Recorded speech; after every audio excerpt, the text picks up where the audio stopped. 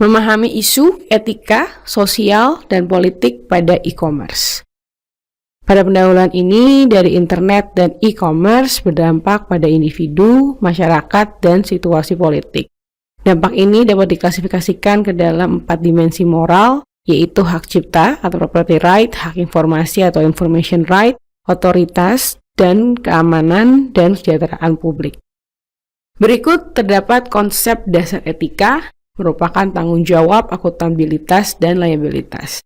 Ethics atau etika sendiri merupakan studi atas prinsip bahwa individu dan organisasi dapat menggunakannya untuk menentukan benar dan salah atas suatu tindakan. Ada pula responsibility atau tanggung jawab sebagai agen moral yang bebas, individu, organisasi, dan masyarakat yang bertanggung jawab atas tindakan yang mereka ambil. Ada pula accountability, di mana individu, organisasi, dan masyarakat harus memegang tanggung jawab satu sama lain atas konsekuensi tindakan mereka. Ada pula liability, yaitu suatu fitur atas sistem politik, di mana badan dari hukum ada yang mengizinkan individu untuk memulihkan kerusakan yang dilakukan terhadap mereka karena aktor, sistem, ataupun organisasi. Ada pula istilah due process atau proses di mana hukum diketahui dan dipahami dan memiliki suatu kemampuan untuk meminta ke otoritas yang lebih tinggi, memastikan bahwa hukum yang sudah diterapkan dengan benar. Ada pula dilema etika. Dilema merupakan situasi di mana paling tidak ada 2 aksi yang saling bertentangan, di mana setiap aksi tersebut saling mendukung atas suatu hasil yang diinginkan. Berikut merupakan 5 langkah proses yang dapat membantu Anda dalam menghadapi etika dilema. Pertama adalah identifikasi dan menjabarkan dengan jelas fakta-fakta yang ada. Kemudian definisikan konflik atau dilema Anda dan definisi lain yang lebih tinggi yang terlibat. Identifikasi pemangku kepentingan, identifikasi pilihan yang dapat Anda ambil secara bertanggung jawab, dan terakhir, identifikasi konsekuensi potensial atas pilihan Anda.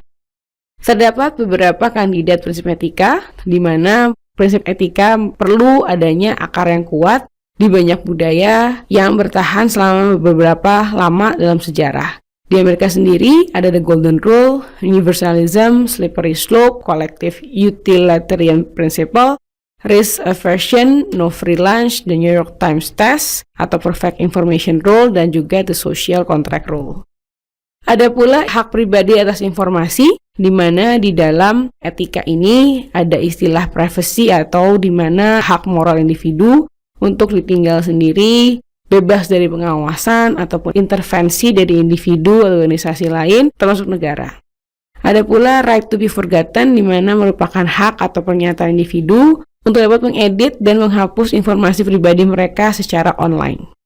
Privasi ini atau rahasia ini atau pribadi ini menyangkut pula pada information privacy, di mana termasuk hak atau pernyataan atas beberapa informasi yang tidak seharusnya dikumpulkan sama sekali oleh pemerintah atau perusahaan bisnis, dan klaim individu untuk mengendalikan penggunaan atas informasi tersebut apapun yang dikumpulkan tentang mereka.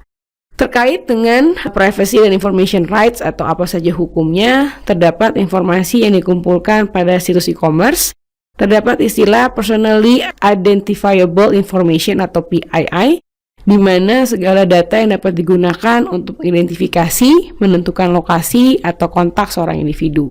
Ada pula istilah anonymous information, di mana informasi demografi dan perilaku yang tidak termasuk segala personal identifier.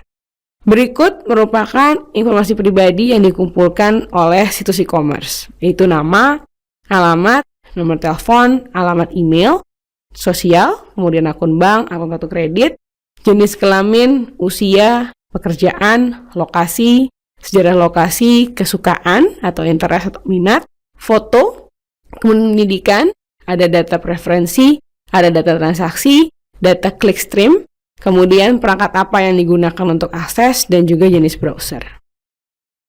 Hak untuk privasi dan informasi ada pula untuk jejaring sosial, di mana jejaring sosial ini membawa suatu tantangan unik untuk perawatan atau manajemen atas privasi pribadi, karena mereka mendorong orang untuk mengungkapkan secara rinci tentang kehidupan pribadi mereka. Apa yang mereka suka, kecintaan, favorit, foto, video, ketertarikan, dan membaginya ke teman-teman mereka. Sehingga jaring sosial ini telah memperluas keluasan, jangkauan, dan kekayaan atas informasi yang dikumpulkan oleh korporasi swasta. Adapun isu privasi terkait dengan mobile and location base. Berikut merupakan tindakan pengguna yang dapat dilakukan untuk melindungi privasi dengan 1. Membersihkan sejarah dan cookie pada web browser. 2. Menolak untuk memberikan informasi yang dirasa tidak relevan. 3. Menggunakan web browser untuk membuat tidak bisa atau mematikan cookie. 4. Menghapus atau mengedit sesuatu yang diposting online sebelumnya. 5. Menghapus nama email dan menggunakan nama sementara. Menyediakan informasi yang tidak akurat atau salah atas diri sendiri.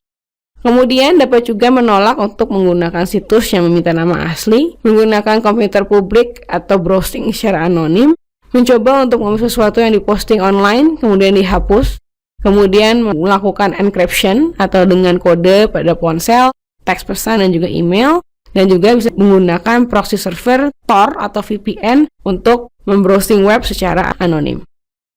Bagaimana untuk menjabarkan profil dan menargetkan perilaku? Di dalam hak tentang privasi terdapat juga istilah profiling, yaitu kreasi atas image digital yang mengkarakteristik perilaku online individu dan juga kelompok. Ada pula istilah anonymous profile, identifikasi orang yang sebagai bagian milik atas grup spesifik tertentu dan target group. Ada pula personal profile, di mana dapat menambahkan alamat email personal, alamat surat, dan atau nomor telepon atas data perilaku. Ada pula istilah Deep Packet Inspection, merupakan teknologi untuk merekam semua kunci yang ditekan pada level ISP. Sekian dan terima kasih.